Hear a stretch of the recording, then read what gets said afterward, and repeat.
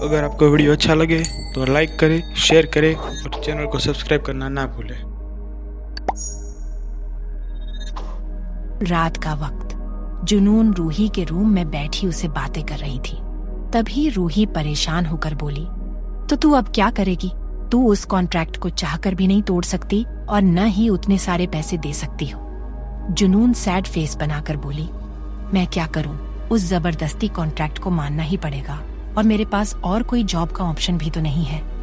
रूही अफसोस जाते हुए जुनून के कंधे पर हाथ रखकर बोली, सॉरी यार, मैं तुम्हारे लिए कुछ नहीं कर सकती हूँ।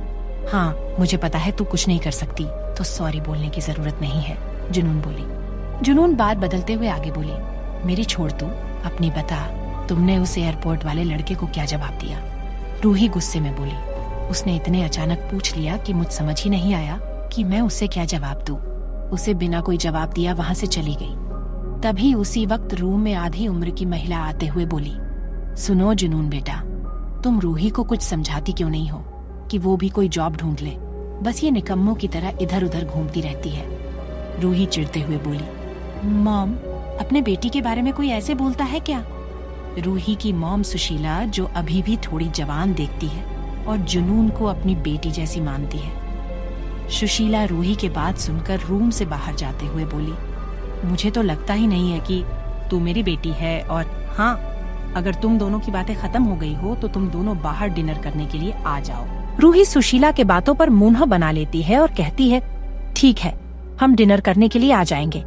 उसी पल रूही कुछ याद आया और जल्दी से अपने ड्रॉवर में से 2 एंट्री पास निकलते हुए बोली, देखो मेरे पास क्या है, डांस टुनाइट होटल की एंट्री पास, जो 2 हफ्ते बाद इस होटल में एक शानदार पार्टी होने वाली है और हम इस पार्टी में पार्टी करने जाएंगे। जुनून खुश होकर बोली, क्या? हम मुंबई की सबसे बड़े पार्टी में जाने वाले हैं और इस पार्टी में तो यंग रिच लड़की लड़के और मॉडल्स ही जाते हैं। जुनून इतना बोते हुए रूही को शक के निगाहों से देखते हुए बोली, पर ये तेरे पास कैसे? तू तो इतनी अमीर तो नहीं है कि तू इस एंट्री पास को खरीद पाए, तो ये आया कहाँ से? रूही इधर उधर देखते हुए स्माइल करके बोली, मेरे किसी दोस्त ने दिया है और तू उसे अच्छे से जानती है। जुनून रूही को देखते हुए बोलो, अच्छा वो? रूही अपना स्माइल करते हुए अपना सिर हाँ में हिला दी। सुबह रूही का घर। जुनून रात में रूही के घर ही रुकी थी क्योंकि रूही के मॉम ने जबरदस्ती जुनून को अपने घर जीने से रोक ली थी। वही जुनून ऑफिस जाने के रेडी हो गई थी। उसने व्हाइट कलर की टॉप और स्काई ब्लू की जीन्स पहनी हुई थी, जिनमें वो बहुत खूबसूरत लग रही थी। तभी जुनून का फोन रिंग होने लगा। जुनून अपनी फोन के स्क्रीन को देखी, जिस पर सीओ फ्लैश हो रहा था। जुनून कॉल पिक करके कुछ बोलने ही वाली थी कि दूसरी साइड से आवाज आई, तुम 10 मिनट्स में ऑफिस पहुंचो, वरना तुम समझ सकती हो कि तुम्हारे साथ क्या हो सकता है। हसरत की बात सुनकर हड़बड़ा गई और दौड़ते हुए ऑफिस के लिए निकल गई। जुनून कंपनी के कुछ ही दूरी पर थी कि उसी पल उसके सामने एक ब्लू कार आकर रुकी।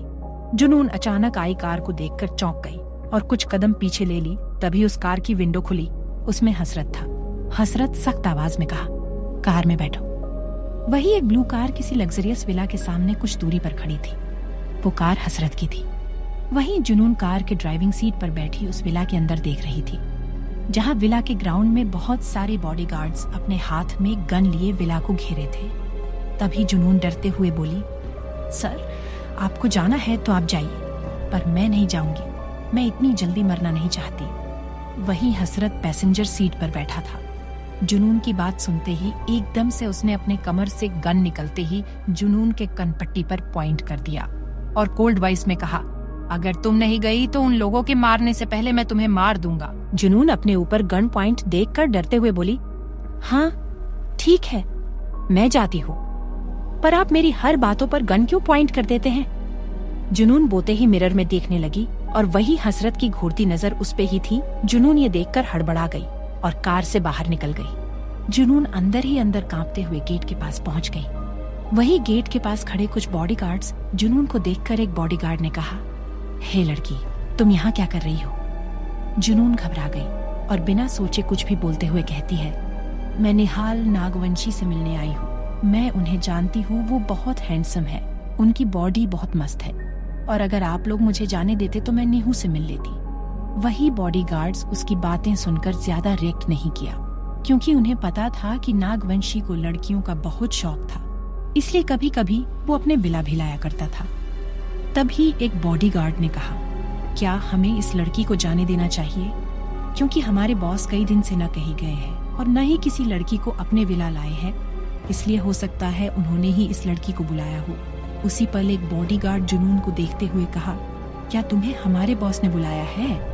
जुनून बिना सोचे समझे अपना सिर हाँ में हिला दिया। जुनून की हाँ देखकर बॉडीगार्ड्स ने गेट खोल दिया और वही जुनून गेट खिलते ही अंदर जाने लगी।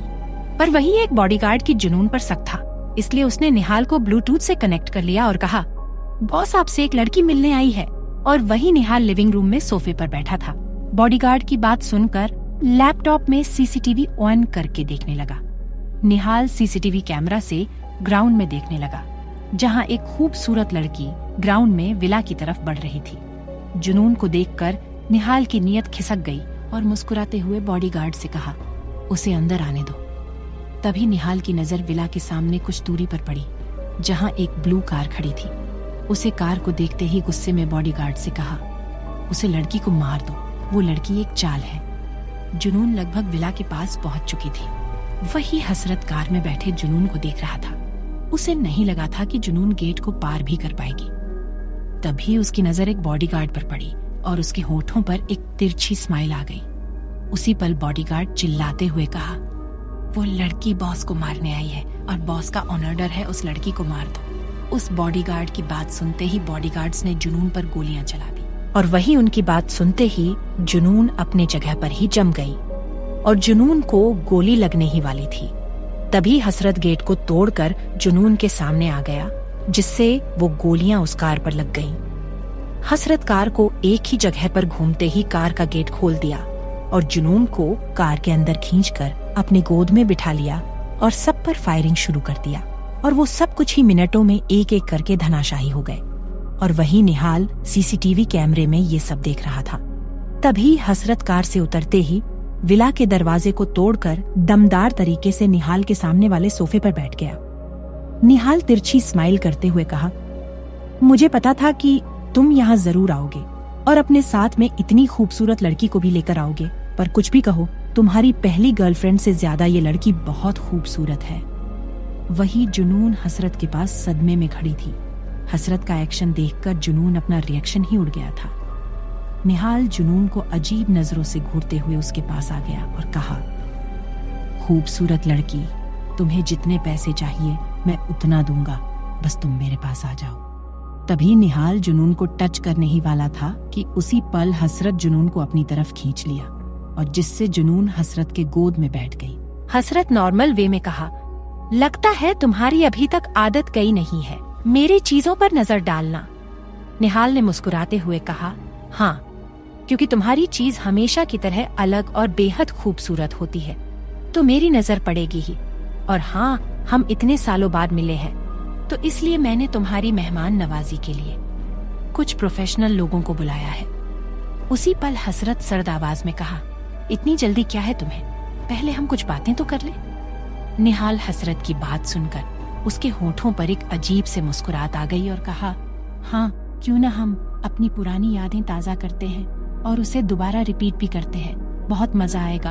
और तुम्हें तो याद ही होगा वो दिन जिस दिन मैं और वो तुम्हारी पैसे की भूखी गर्लफ्रेंड नताशा, हम दोनों एक साथ मजे करते हुए तुमने देख लिया था और तुम्हारा उस दिन रिएक्शन देखकर मुझे बहुत सुकून मिल रहा था। निहाल उसे आगे कुछ बोल पाता उसे पहले हसरत ने उसके चेहरे पर मुक्का बरसाना शुरू कर दिया। निहाल की बात सुनकर हसरत मानो पागल हो गया था। हसरत उसे ऐसे मार रहा था कि उसे अब जिंदा नहीं छोड़ेगा। और वहीं वीएन और एजे विला में आ चुके थे और लिविंग रूम में खड़े सभी बॉडीगार्ड्स को मारना भी शुरू कर दिया था। वही जुनून जमीन पर पड़ी थी, क्योंकि जब हसरत निहाल को मारने के लिए आगे बढ़ा था तब जुनून उसके खोद में थी, जिसकी वजह से अचानक खड़े हो जाने से नीचे गिर गई थी। जुनून फर्श से उठते ही लिविंग रूम का भयानक सीन देखकर उसे चक्कर सा आने लगा था। वही तीनों बहुत क्रूएल्टी से सबको मारे जा रहे थे। तभी जुनून की नजर हसरत पर पड़ी, जो गुस्से में लगातार बेरहमी से पिटे जा रहा था और निहाल का चेहरा खून से पूरा भर चुका था। उसी पल हसरत ने गुस्से में चिल्लाते हुए कहा, अब तुम्हें मेरा रिएक्शन कैसा लग रहा है? उस दिन तुम मुझसे बच गए थे, पर आज नहीं। लेकिन मैं तुम्हें जान से नहीं मरूंगा, मैं तुम्हें तड़पा तड़पा कर मरूंगा। हसरत उसे अधमरा कर दिया और उसे छोड़कर गुस्से में कहा, वीएन, इसे इतना टॉर्चर करो कि इसकी पूरी बॉडी की हड्डी टूट जाए, पर ये मारे ना, और इसे टॉर्चर करने के बाद इसे मारकर किसी नाले में फेंकवा देना। हसरत इतना बोलकर गुस्से में जुनून को अपने साथ लेकर चला गया। कार में बैठी जुनून हसरत के हाथों को देख रही थी। हसरत का हाथ खून से सना हुआ था। एल और हसरत के चेहरे पर अभी भी गुस्सा छाया हुए था, जैसे वो कुछ सोच रहा हो, और वही जुनून का भी कुछ ऐसी ही हालत थी। कुछ दिन बाद सिंघानिया पैलेस। हसरत रेडी होकर डाइनिंग टेबल पर बैठ गया और वहीं हसरत के सामने उसके मॉम डैड बैठे थे, जो हसरत को ही घूरे जा रहे थे। हसरत की मॉम ने थोड़ा गुस्से में कहा, हसरत, तुम्हारी नजरों मेरी कोई इज्जत है या नहीं, जो तुम मेरे मुंह पर ही कॉल कट कर देते हो। हसरत की मॉम शीला सिंघानिया, जो देखने में अभी भी खूबसूरत है, पर उनके चेहरे पर कुछ अलग सा ही एटीट्यूड था।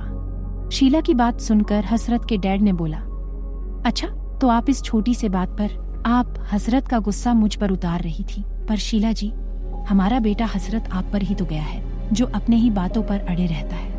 हसरत के डैड अधिराज सिंघानिया, जो दिखने में फिट और हैंडसम थे, वही शीला अधिराज को घूरते हुए बोली, आप चुप रहिए, मैं हसरत से बात कर रही ही ना।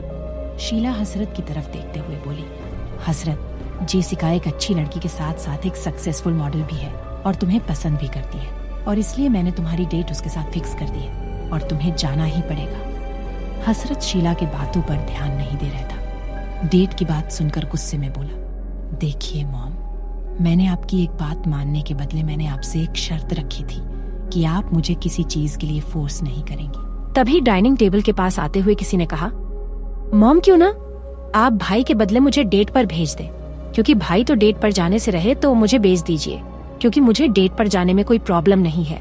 ये कोई और नहीं, अर्शी था, जो हसरत का छोटा भाई और हसरत के बिल्कुल अपोजिट है, पर हसरत की तरफ काम पड़ने पर अपना गुस्सा दिखा देता था। शीला बोली, हाँ बेटा, तुम्हें लड़कियों से डेट करने से फुर्सत नहीं मिलती, और हमारे हसरत बेटे को कम से। रशी डाइनिंग टेबल पर बैठे ब्रेकफास्ट करने लगा। तभी हसरत ने डाइनिंग टेबल के चेयर से उठाते हुए कोल्ड वॉइस में आरशी से कहा, ऑफिस जल्दी पहुंच जाना, हमारी इंपॉर्टेंट मीटिंग है। हसरत इतना बोलकर जाने लगा कि तभी शीला गुस्से में चिल्लाते हुए कही, मेरी बातों का अनसुना मत किया करो, तुम्हें डेट पर जाना ही पड़ेगा, वरना मैं यह घर छोड़कर चली जाऊंगी।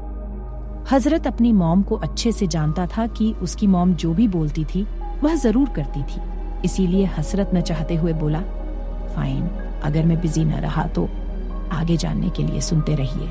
Cruelty of my CEO।